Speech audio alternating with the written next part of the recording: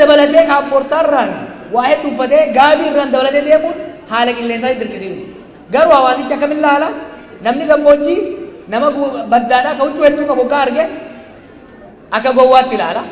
Warri baddaa immoo akka nama huccuu hedduu hin qabne akka salphaatti ilaala jechuudha. Kanaaf kana akkamitti murnoonni akka fayyadaman irra deemnee ilaaluun barbaachisaadha.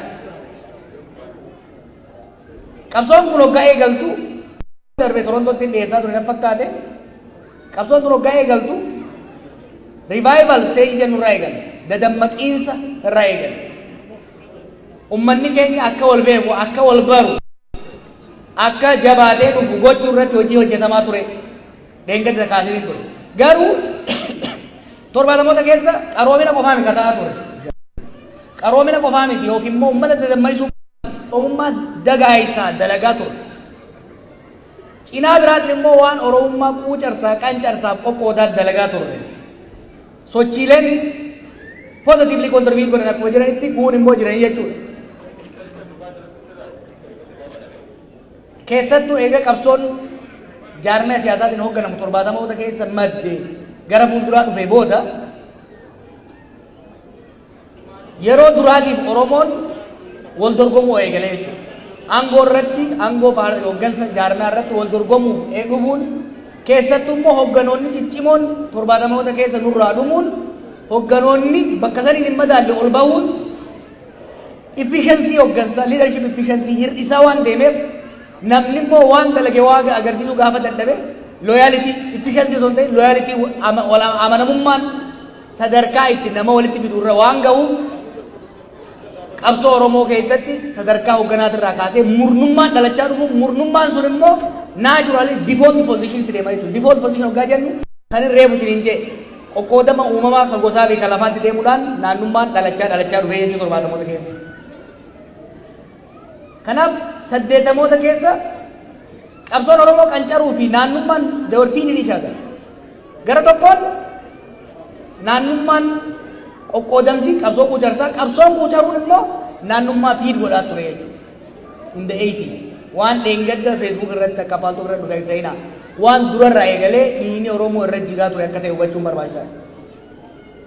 91 booda immoo bifa ajaa'ibaatiin tokkummaa fi Oromummaan dagaaguu eegalan. Dargiin kufuun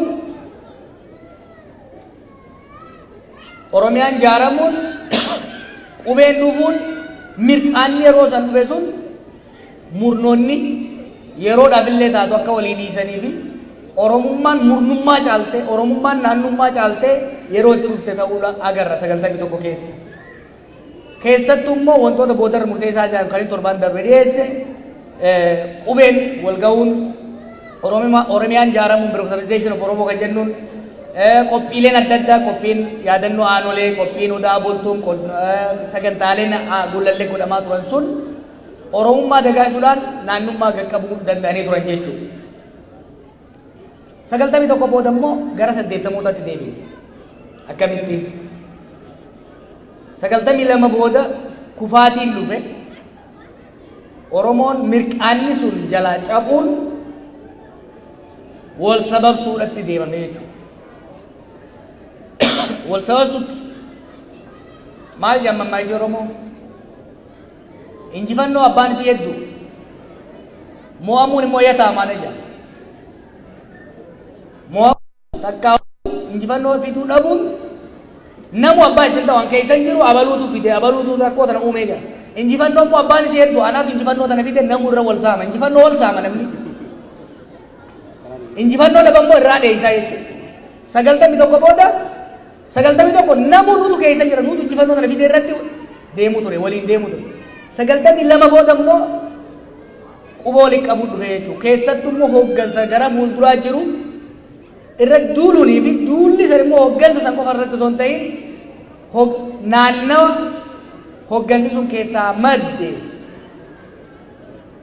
busheessu irratti xureessu irratti duulli godhamaa ture jechuudha. Kanaaf barri 90moota akkasumas 12 bara Oromoo keessatti qoqqoodamsii fi naannummaan akka malee cimee dhufe akka ture hubachuu duuba deebi'anii wal yaadachiisuun barbaachisaadha. Barri kun immoo baroota murnoonni siyaasaa hedduunis Oromoo keessatti biqilan bara jaarmeewonni itti adda faffacaan bara hoggansinis adda itti baba'ee walirra gaarreeffataa fi walitti itti duulaa ture ta'uun baay'ee barbaachisaadha. Lammaffaa barri wanni naannummaa akka malee hammeesse 90mootaa fi 2000moota keessa qabsoonii fi qabsaa'onni akkasumas jaarmeenii siyaasaa ummata isaa keessaa bahee biyya alatti maxxantummaa argachuun biyya alaati irratti isinirratti isinillee asin turtanii daasporaa irratti hirkachuun daasporaan immoo risoorsii xiqqaa waan qabuuf the competition over resource over very scarce resource naannummaan bal'inaan akka babal'ataa deemu godhee maaliif namuu waan kutachuudhaaf gruppii isaa ijaarrachuun fi nama walirra kakaasuun bifa saniin cimaa deeme kana qofa osoo hin ta'in sirni mallasaatis qoqqoodama kana daran babal'isuu irratti hojjetaa ture bara 90mootaatii fi barri 2000 yeroo naannummaan Oromoo keessatti baay'ee itti dagaageedha. Kunundi qoqqoodamni kunundi 80 irraa dabalee dhufee ifan baane ture. Jaluma jala qoqqoodama malee namni afaan baasee walitti hin duulu ture. 2001 qoqqoodama 5 qacaa jiran ni yaadattanii bara san keessatti naannummaan hedduu gadi buutee ummata addaan qoqqooddee jaarmaya siyaasaa qofa osoo hin ta'in jaarmaya amantiif jaarmaya hawaasaa sadarkaa adda qoqqoodutti itti seente. Yeroo laafinni Oromoo keessaa rakkoon Oromoo keessaa akka malee itti saaxilamee alagaanis itti fayyadamuu turte akka ta'etti yaadachuun barbaachisaadha. Mootummaan yeroo saniitis kanatti carraa fayyadamuudhaan aangoo fi dheereffachuu danda'e. 2008 inumaa uni hammaate. Keessattuu warri dargaggeeyyii kana yaadadhaa. Arree ugaa hamileen isin tuqamu tatanarra hamtuurra akka dabarre akka yaadattaniif inni duuba isin geesse. 2008 namni akkanatti agartan kun taaziyaa waliin dhaquu sadarkaa itti dhaabee ture. Buna wajjin dhuguu sadarkaa Starbucks tokko seene tokkoon seenne keessa turre beeytanii. Ni beeytanii achirraa kaanee jechuudha. 2008 yeroo akka maleetti sabni keenya naannoodhaan itti qoqqoodamee hedduu uummata keenyatti miidhe ture. Wanni agarru maali? 70moota 80moota 90moota akkasumas 2000 keessa wanni agarru maali? Usitti meetiin jira. Naannummaa maddisii lama. Tokko haala uumamaati gosaa fi qubsuma lafaatiin rabbiin nu uumuu isaati. Lammaffaa sirni siyaasaa fi sirnummaan keenyas akkaataan itti daayivarsitii maaneej godhe rakkoo uumuu isaati. Hoggaa jeneraalii hogga laalte qabsoo saba keenyaatis taatee qabsoo saba biraa keessatti bu'aa buusuu dhabuun aarii abdii kutannaa walirratti abdii kutachuu kollaasoo kollastiin self esteem kajennu kana fidaa jechuudha.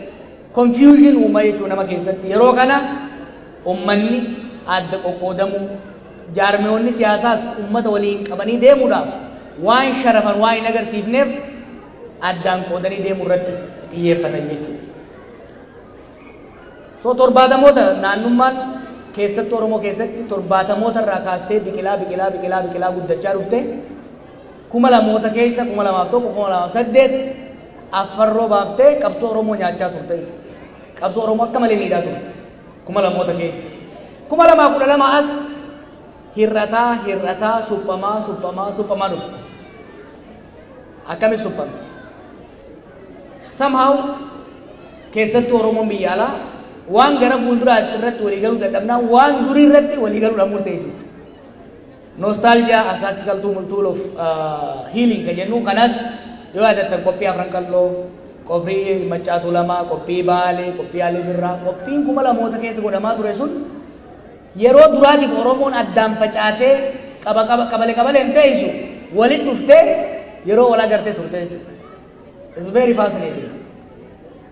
Waan gara fuulduraa irratti waan amma irratti waliigaluu dadhaban hoggansa amma irratti waliigaluu dadhaban taa'uftaa amma irratti waliigaluu dadhabanitti waan kaleessa ta zamana dukkanaa ta zamana hamtuu san irratti waliigalchuu hin danda'ame 2012 irraa kaasee namni keenya walitti deebi'uu waliin haasa'uu wal dhaggeeffachuu hoggana ammaa irratti waliigaluu baatu hogganoota wareegaman irratti sochii har'a irratti waliigaluu baatu sochii kaleessaati irratti waliigaluu irratti dhufe.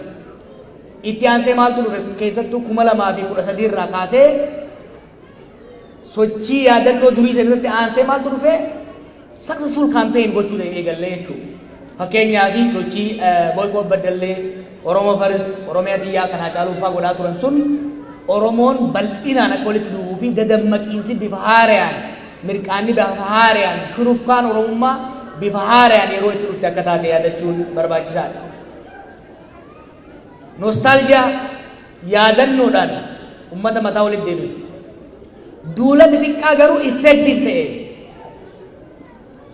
Kana qabaddaa.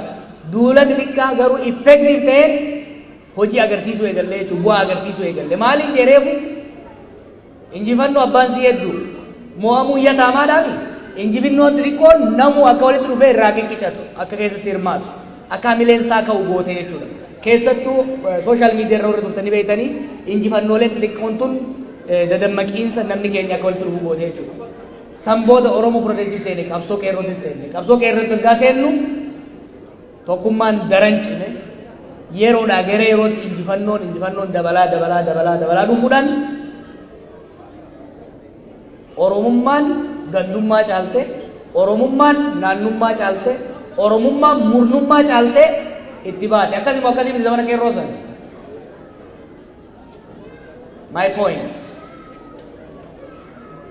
Success hojiin cimee hoggaa deeme injifannoon hoggaa argatamee deeme tokkummaan ni cima Oromummaan ni cima. Gaafa dadhabbiin dhufe laafinni dhufe immoo qoqqoodamti ni dhufa gandummaan dagaagaa deemti. Hangamma wanni inni godhaa ture dubbe man isin kennaa ture dubbi jabduu amman isin eegala. 2018 laaftutti laayyootti hin fudhatina. It is a watershed moment. Fuulduree Oromootiif Itoophiyaatiif barri akka murteessaan 2018. Tokkummaa keessoo keenyaatiifis itti fufiinsa biyya saniitiifis akka murteessaadha jee kaniin jala sararee haasa'uuf sababan qaba. Kana keessaa tokko 2018 dhimma naannummaaf gandummaa Oromoo irratti dhiibbaa inni godhe ilaaluun barbaachisaadha. Reefu maaliin jee hawaasummaan kamiyyuu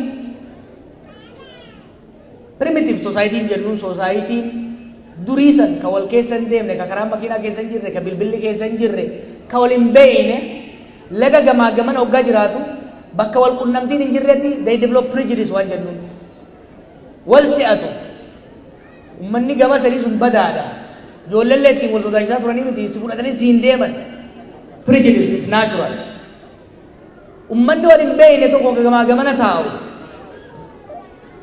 waan walii waan hamtuu tiyoorimaan uummataa hoggaa deeme gaafa waan irra wal dorgomu resource gaafa dhufe gara walitti bu'iinsaatti dhufaa jechuudha. Prejudice itti deema jechuudha gara negative attitude uumuutti deema. Negative attitude sun immoo gaafa aangoodhaan walitti dhufu. Fakkeenyaaf gosti lama hoggaa wal bira jiraatte gosa lamaan san keessaa tokko gaafa aangoo argate aangoo sanitti fayyadamee dantaa isaa olaantummaa isaa mirkaneessuudhaaf jibbaa'uu takkaa'uu rakkoo hubannaa kaleessa qabu san uummata irra fe'aa jechuudha. Kanaaf prejudice plus power brings discrimination. Elaa jaran qabsoo gaafa aangoon qabaatisan gaafa aangoo qabsoo qofa ture sanis hoggansi hamma danda'etti nama naannoo isaa nama isa fakkaatuuf marsuudhaan ka biraa ofirraa dhiibuun qabsoo laaffisaa ture. Amma immoo aangoon murna tokko harka galee jiru. Murna tokko harka galuu sun immoo naannummaan kaleessa waluma abaaruu, wal qoqqooduu, addaan fagaachuu, walitti mufachuu turte sun gara wal miidhuutti ce'utti jirti jechuudha. Kana naa qabaddaa. Gaafa aangoon hin turre san leeccalloo mata xiqqoo isin irraa butatuuf namni ol lola. Aangoo ittiin wal miidhullee qabu yoo dirreetti ol ajjeese malee. Amma garuu aangoon galuun carefully manage yoo goone malee naannummaa daran babal'isuu qofa osoo hin ta'in diinummallee fiduu akka danda'u hubachuun barbaachisaadha. Dabala duriisan keessattuu 2018 dura state wanni jennuun mootummaa wanni jennuun aangoon siitii fi qabeenyi steetiin biyyattii sanis harka ormaa harka alagaa waan tureef yoo xiqqaate diina waloo qabne jechuudhaan Oromoo walitti fiduu hin danda'ama ture. Amma garuu sun hin jiru. diina wal irratti tokko ta'uun illee baay'ee ulfaataadha jechuudha. Amma naannummaa irraa hedduu of eeggannoon wanni barbaachisuuf it could be very dangerous. Maaliif? Aangoon harka garee muraasaatitti naannoo tokko irraa dhufaniitti seene alligeeshinni jedhamu hamiif komiin jiru kun gara hamaatti guddachuu danda'a. San qofa osoo hin ta'in kaleessa tarii tooftaa qabsoota irratti hoggana qabsoota irratti adda baana ture. Har'a garuu waan irra wal lolu waan qabatama tangible power and resources jira jechuudha. Kun wal miidhuu bira dabree gara wal waraansaatti fiduu danda'a jechuudha. Kana hubachuu barbaachisaadha. San qofaa miti.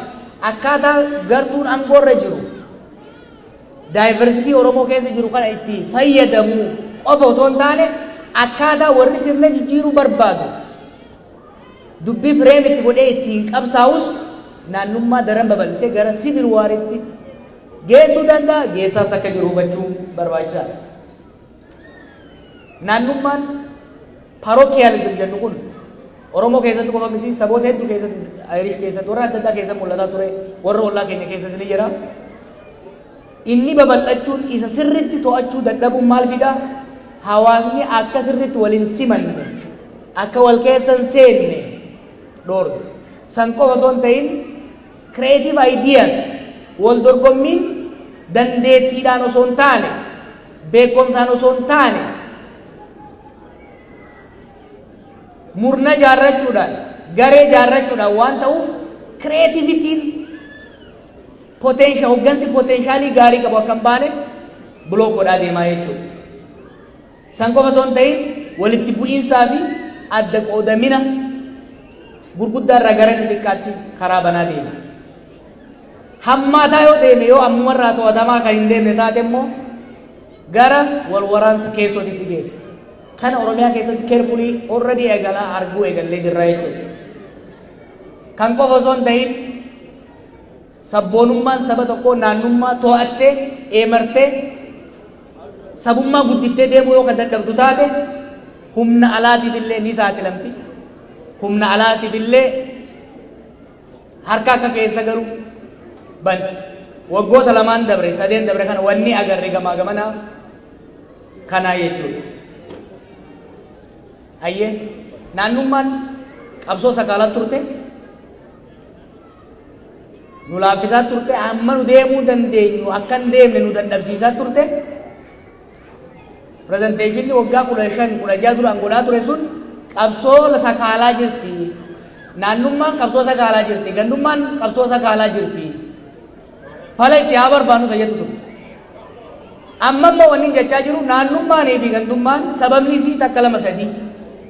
Gara fuulduraa immoo waan hangammaa argannee nu dhabsiisuu dandeessi. Oromummaa daran diiguu dandeessi. Alagaadhaan nu saaxiluu dandeessi. Wal waraansa hamaa keessa nu galchuu dandeessi. Kanaaf rakkoo naannummaan qabsoo bilisummaa qabsoo sabaa irratti qabdu irra aanuudhaaf keessattuu bakka amma qabsoon tun irra geessetti akkamitti deemuu dandeenya? Maal godhuu qabna? Ka duraa we need to have a very proper and deeper understanding. Gadi qorannee laalu maali eessaa madditi?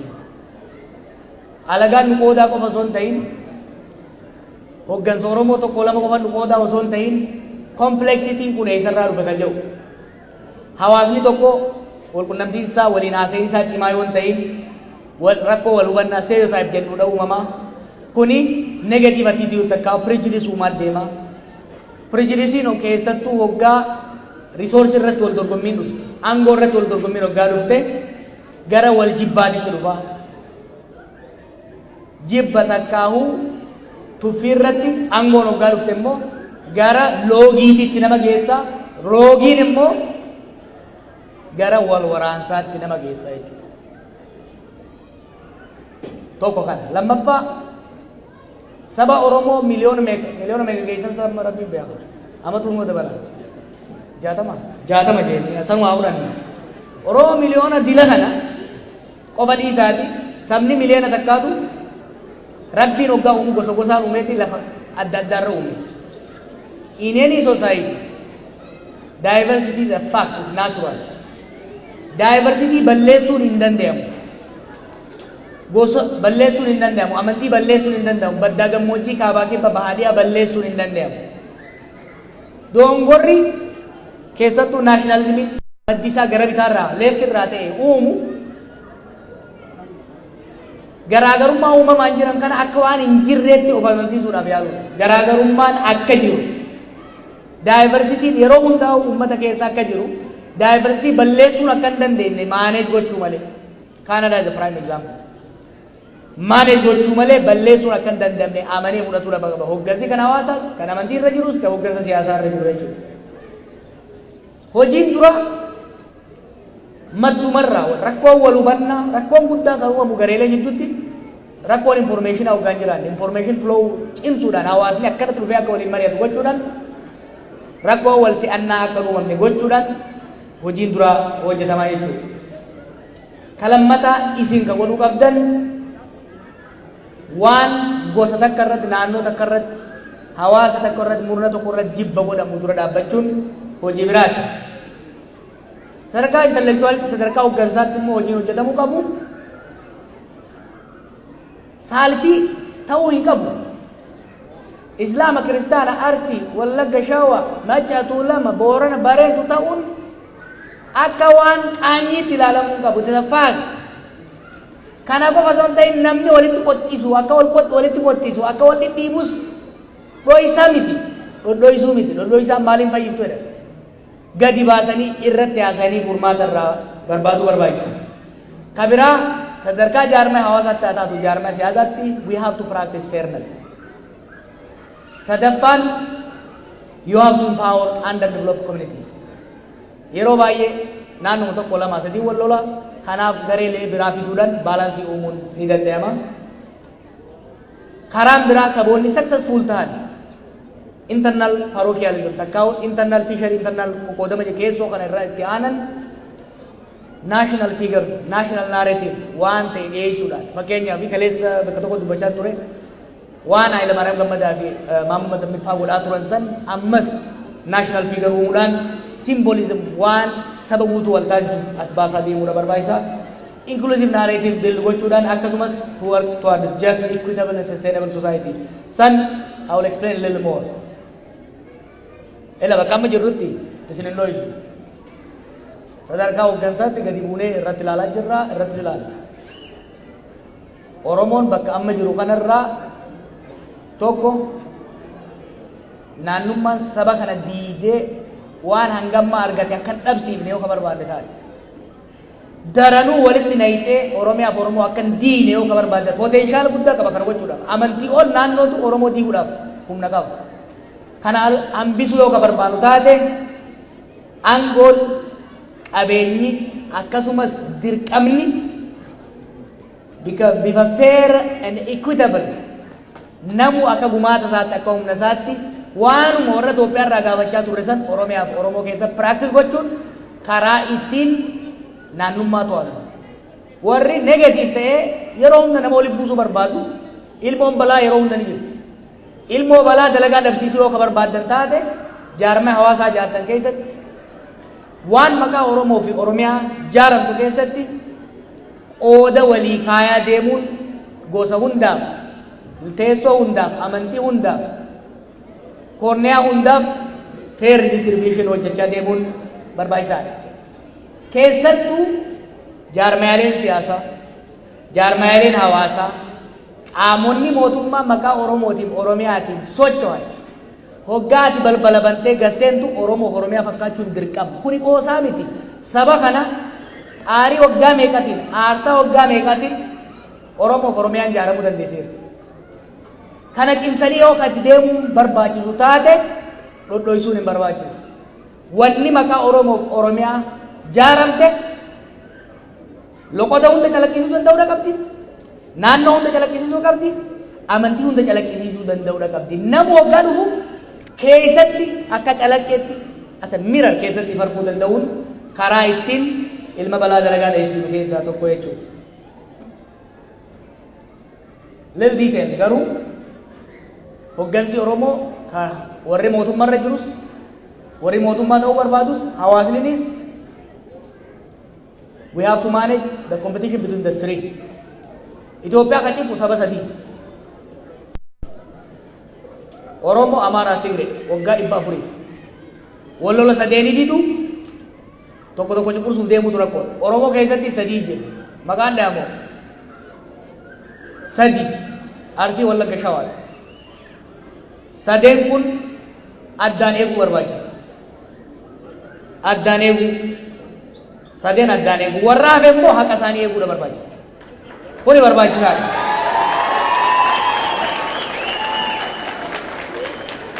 Ninkijibe Bacarra tanuma agamami. So Oromoo Oromiyaa akka fakkaatu sadeen wal dura dhaabbatu addaan eegu warra kaan immoo haqa isaa eeganii ol baasuun barbaachisaadha jechuudha. Kabiraa akkaataan itti naannummaa itti hir'isan Oromoon duruu qabdi. Ni beektanii Oromoon gosa takka keessa waliin fuutu. Gosa achi ceetee fuuti gosa biraatirraa. Maaliif beektanii waa lamaadha. Tokkoffaa waan saayinsiin ammayyaatu irra ga'e namni firri hoggaa ol fuudhe dhukkuba adda addaatiif saaxilamti ilmoonni. Lammaffaan laga gamaa fuudhuun gosa biraatirraa fuudhuun walitti bu'iinsa hirrifteeti firummaaf walii tumsa jabeessite akkasiini. Akkasuma dhalannee barra. Sirriitti himu warri haadhiyyaa tuulama abbaan kiyyaarsi. Dachii noolee entummaatti dhalannee guddate. Jarri lamaan kun wal fuudhanii jiraachuun noolee gosa san hin baanu warra afran qal'oo hunda noolee jedhanii nu biratti isaan hin galee.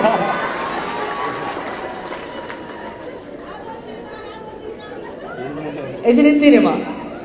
Tuulamni fi Arsii wal fuudhee Harargee keessa guddachuun nama keenyatu waliin dhiyeesse. Gara fuulduraa social engineering jedhama wanni kun. Hamma danda'ametti walirra tarkaanfatanii fuudhuun amma faashina ta'ee dhufee jira waan bareedaadha.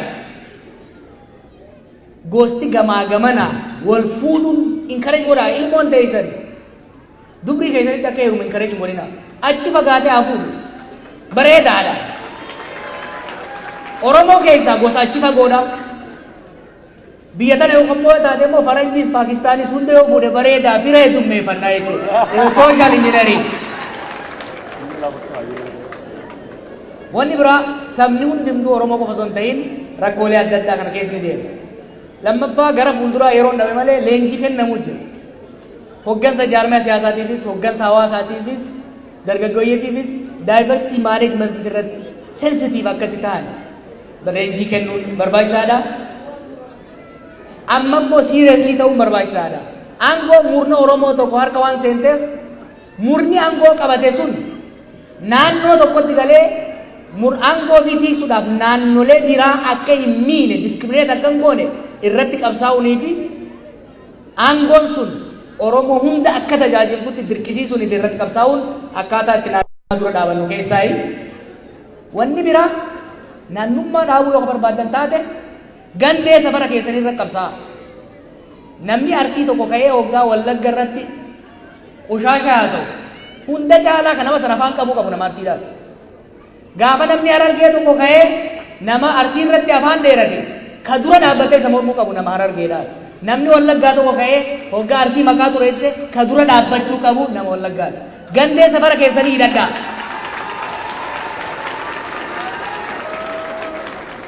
You need to tame and contain your village regionals. Maaliif gamaa gamana walitti deemna rakkoo mana keessatti eemarachuun garuu ni danda'ama jechuudha. Kabiraa jaarmeelee hawaasaa afooshaa, jaarmee dargaggoo, jaarmee dubartootaa, jaarmee wal gargaarsaa bifa adda addaatiin ijaaruun dimokiraasii ijaaraa jirra jiran. Jaarmeeleen akkasiin ijaaramuun gareen tokkos, naannoon tokkos, amantiin tokkos, qeen tokkos qorii Oromootirraa dhiibamee akka nafni humna itti kenna. Discrimination loogiin akka hin taane eemaruu irratti hojii guddaadha qabaa jechuudha. Waggoota dabre kana gara biyya alaatti afooshaaleen bifa adda addaatiin ijaaramuun amala jaarmaa siyaasaa baay'ee jijjiiree jira bara. Gara fuulduraatillee afooshaa bifa adda addaa jaarmaa bifa adda addaa inni ijoo bifa adda addaa ijaaruudhaan loogii irratti qabsaa'uu hoggansa achi keessaa baasanii naannoon hundi gosti hundi waan isiin mala qoriin Oromiyaa guddoodha guddoo miti jaran qoriin Oromiyaa guddoodha ilmaan Oromoo hundaaf ni geessi wanni ilmaan Oromoo safara takkaa wal geessee harkaan kan hundumaa hoggaa nyaattu ijoolleen safara biraa immoo hulaa ala teessee titichifirraa dhooftuuf hin jiru akkasini kana irratti hojjechuun barbaachisaadha jechuudha. Managing diversity is crucial. Isinitti nima. Kana hoggansi mootummallee dhaga'uu qaba. Hoggansi siyaasaa keenyatti dhaga'uu qaba. Ani amma dubbiin naannummaa hoggaa baatu isin rifattan. I like it. Waan yeroo baay'ee ukkaamsinee mana keenya keessa murumsinutu dirree gadi ba'e Oromoon hoggas rifattee waan san suphuudhaaf deemti. Naannummaa takkaa'uu diversity Oromoo kana properly manage gochuun lola Oromiyaa keessattis ta'ee Itoophiyaa keessa godhamaa jiru kana dhaamsuudhaaf qulfiin tokko Oromoo jidduutti dubbii naannummaa to'achuu nagaa Oromiyaatii fi kan biyyaa fiduufillee waan barbaachisaa tokko. Lammaffaa waan hanga ammaa waggaa 50 kana arganne Oromiyaa ijaaruu Oromummaa waan adda addaa arganne kana consolidate gochuudhaaf wal jidduutti tokkummaa cimsuun diversity Kenya properly manage gochuun it is important for consolidating what we have gained so far. Kasadaffaa legitimization idhaaf dheengatti itti meetiin jira. Eessaa kaanee 2018 irra eessa geenye waa sadii hojjechuu osoo qabnu dankaraan irra ga'e. Aangoo qabachuu consolidation and legitimization. Legitimization fi sirna dimokiraasii haqa qabus Oromiyaa keessattis taatee Itoophiyaatti ijaaruudhaaf naannummaa Oromoo keessatti bibbiqilaa jiru kana deebisuun barbaachisaadha. Dhumarratti maal isiniin jedha? Hin sodaatinaa. Ilaa rakkoo Oromoo keessa jiru tan nuti haasofnee furuu hin dandeenye yoo takka hin jirtu. Rakkoo furmaata hin qabne Oromootti Rabbiin buusu beeka. Ka cittoo sitti uume maal sii kanne qeensa sii uume. Kanaaf Oromoo keessatti hoggaa dubbiin gandaa kaate baaraguu osoo hin taane sababa isii ilaalanii sababni isiitis keessattuu yeroo amma jirru kanarratti aangooniif riisoorsiin dhufuu hubannee kun ammoo improperly fayyada hojiirra oollan loogiidhaaf hojiirra oollan garee tokko duroomsee garee biraa dhiibuu irratti hojiirra oollan Oromoo akka diigu beekuudhaan namu wal hubannaadhaan jallaqee fi to'achuudhaan walii obsuudhaan wal hubachuudhaan yoo ka deemnu taate gandummaa ofirraa qaqqabaa Oromummaa ol qabaa naannummaa qaqqabaa Oromiyaa qaqqabaa bakka garaa keenyaan keenyaan jaa galatoomaa taate gaafi deebitu walitti deebinaa nagaa na dura.